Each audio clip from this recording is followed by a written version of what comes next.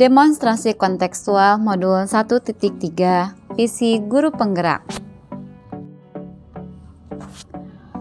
Bismillahirrahmanirrahim. Assalamualaikum warahmatullahi wabarakatuh. Halo Bapak Ibu semuanya, salam bahagia untuk kita semua. Visi Guru Penggerak. Izinkan saya Lisda Citra Dewi, CGP Angkatan 9 Kota Bandung untuk memaparkan materi kali ini. Inquiry apresiatif, yaitu suatu filosofi, suatu landasan berpikir yang fokus pada upaya kolaboratif untuk menemukan hal positif dalam diri seseorang atau organisasi. Nah, di inquiry apresiatif ini kita dapat mengidentifikasi hal yang baik yang telah ada di sekolah dan mencari cara bagaimana hal tersebut dapat dipertahankan dan memunculkan strategi untuk mewujudkan perubahan ke arah yang lebih baik lagi. Bagaimana caranya? Yaitu melalui inquiry apresiatif inilah kita dapat membuat perencanaan dengan tahapan bagja. Apa saja ya bagja itu? Bagja merupakan akronim dari B. Buat pertanyaan. A. Ambil pelajaran. G. Gali mimpi. J. Jabarkan. A. Atur eksekusi. Berikut penjelasan apa itu bagja.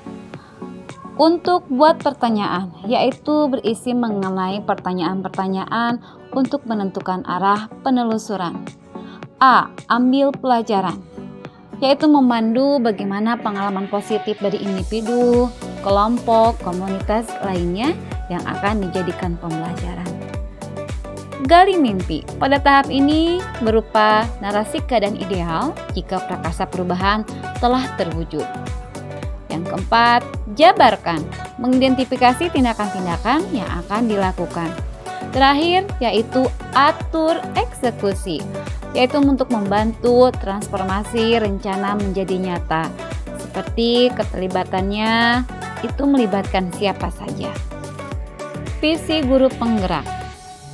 Saya membuat visinya, yaitu mewujudkan peserta didik yang beriman, berkarakter profil pelajar Pancasila, dan berwawasan lingkungan. Lalu, prakarsa perubahannya yaitu meningkatkan keaktifan dan karakter berbudaya peserta didik melalui pembiasaan dan pembelajaran.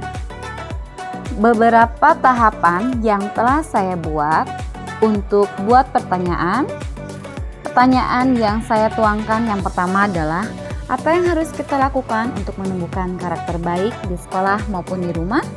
Lalu, bagaimana cara atau strategi yang ditempuh dalam mewujudkan keaktifan peserta didik dalam pembelajaran. Tindakan yang selaras dengan pertanyaan tersebut, yang pertama yaitu berdiskusi, berkolaborasi dengan kepala sekolah, teman sejawat, orang tua, dan peserta didik. Yang kedua, menumbuhkan pembiasaan karakter baik di rumah maupun di sekolah. Yang ketiga, membuat buku kendali pembiasaan. Yang keempat, memberikan edukasi penumbuhan karakter melalui kegiatan pembelajaran di kelas maupun kegiatan lainnya. Yang kelima, merencanakan pembelajaran yang berpusat pada siswa. Terakhir, melaksanakan pembelajaran yang lebih menyenangkan.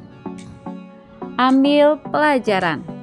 Pada tahap ini, pertanyaan yang sudah saya buat yaitu siapakah yang terlibat dalam pembiasaan penumbuhan karakter? Yang kedua, aktivitas apa saja yang dapat meningkatkan keaktifan siswa? Lalu tindakan atau penyelidikan yang sudah saya buat, yang pertama, berkolaborasi dengan orang tua, guru, dan kepala sekolah untuk bekerja sama dalam kegiatan praktik baik berdasarkan pengalaman yang pernah dilaksanakan. Yang kedua, mencari referensi untuk meningkatkan keaktifan dalam pembelajaran. Tahap ketiga, gali mimpi. Pertanyaannya yang pertama, bagaimana perkembangan karakter peserta didik setelah menggunakan buku kendali pembiasaan?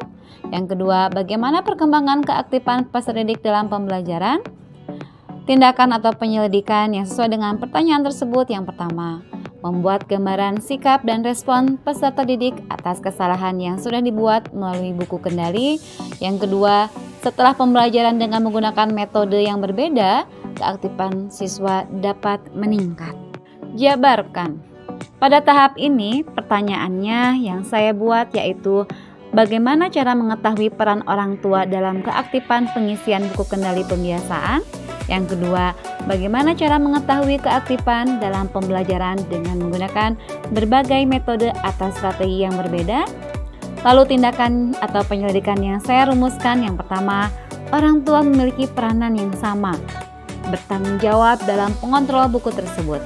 Yang kedua, melihat keterlibatan langsung dalam pembelajaran yang terlihat antusias saat proses KBM yang berlangsung.